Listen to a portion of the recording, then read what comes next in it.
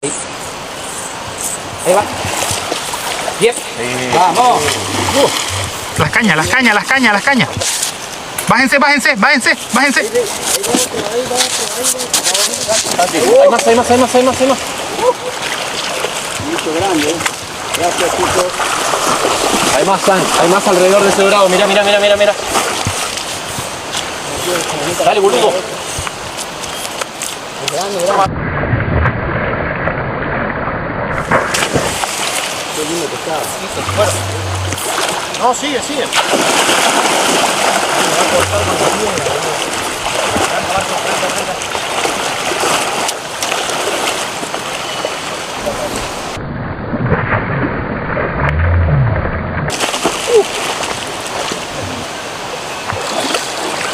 Me metí porque me iba a cortar contra la piedra esa. ¿Qué, Marcela? Ahí.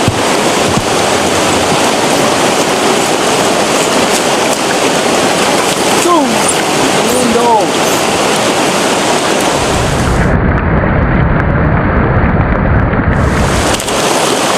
Ay, estoy acá.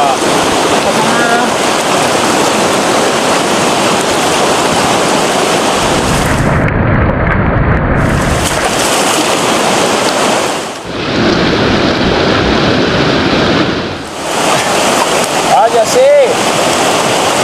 This trip I'm testing a fly tied by Pablo Mansur, Outdoor Salta. It's been very successful. It's completely different from the regular patterns we use. It's white, weighted, and it's a large streamer. And now Johnny and Santi, our guides, spot this fish in a small pocket, very shallow water. I had to make just one cast, and in the first cast he grabbed the fly very aggressively. Look at this beauty. It's amazing. It's a very heavy fish. Black back. Oof.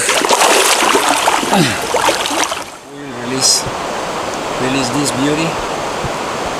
Go away, go away. Woo! My God, what a fish.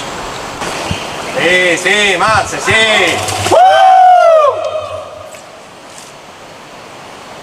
¡Vamos!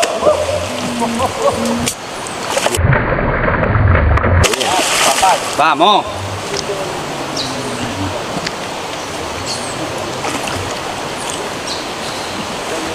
Reci, Vas a poner.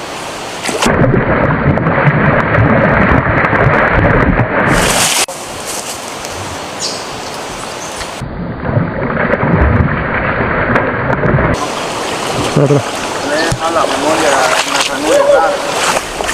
¡Vamos!